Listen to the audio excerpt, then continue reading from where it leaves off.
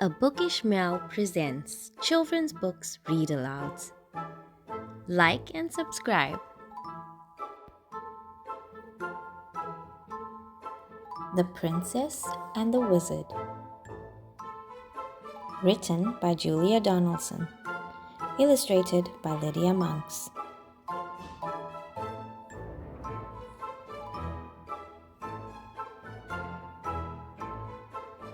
It was Princess Eliza's birthday.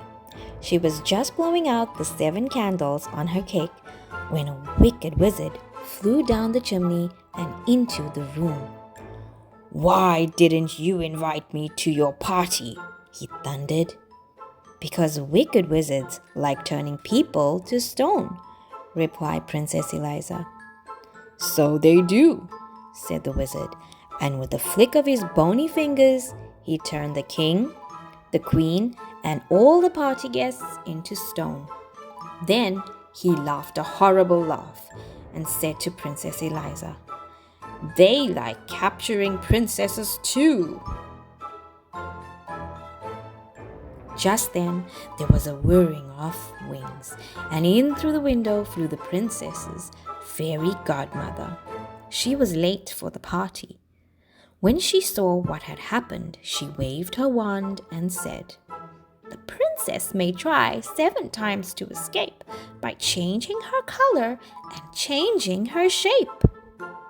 The wizard just laughed his horrible laugh and said, "Changing her color and changing her shape will never help Princess Eliza escape." Then he snapped his bony fingers again and turned the fairy godmother to stone.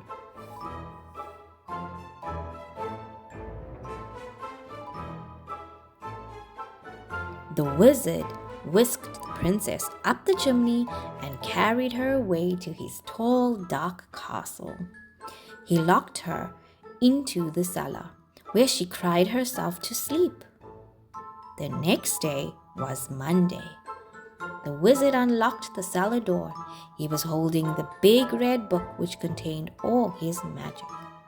"This is your first chance to escape," he said. "I shall count to 100, and then I shall come and find you." He opened his book, closed his eyes, and began to count.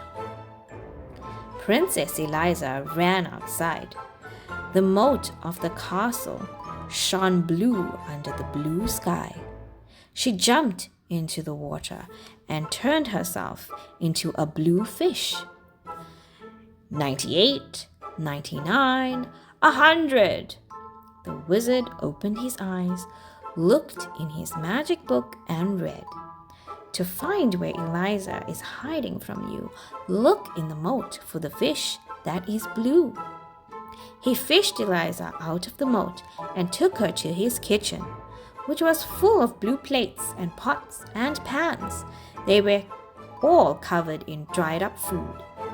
"So you like blue, do you?" he said. "Then set to work and wash," and he locked her in. On Tuesday morning, the wizard unlocked the kitchen door. He looked at the plates and pots and pans, and he grunted. "Chance number 2, he said. Then he opened his book, closed his eyes, and began to count. Princess Eliza ran to the farmyard. She turned herself into a yellow chick and hid in some straw. But the wizard read in his book, "The straw in the farmyard is yellow and thick. Princess Eliza's disguised as a chick."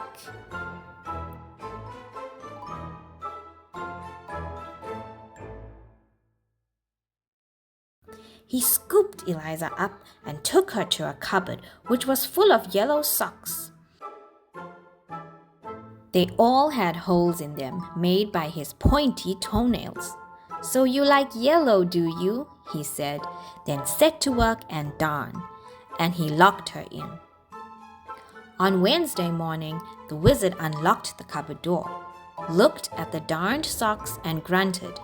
"Chance number 3, he said, and he opened his book, closed his eyes, and began to count. Princess Eliza ran to the meadow. She changed herself into a green grasshopper and hid among the grass blades. But the wizard read in his book, "The grasshopper princess is easily seen, chirping away in the meadow so green." He caught Eliza in a net and took her to his green bathroom. The bathroom, basin, walls, and floors were covered in the wizard's slimy toothpaste. "So you like green, do you?" he said. Then set to work and wipe, and he locked her in. 3 more days went by. Each day, the princess tried to escape. On Thursday, she turned herself into an orange fox and hid in a pile of orange leaves. On Friday, she turned herself into a purple butterfly and fluttered among some purple flowers. On Saturday, she turned herself into a black cat and lurked in a black tunnel. But each time, the wizard found her and gave her yet more work to do.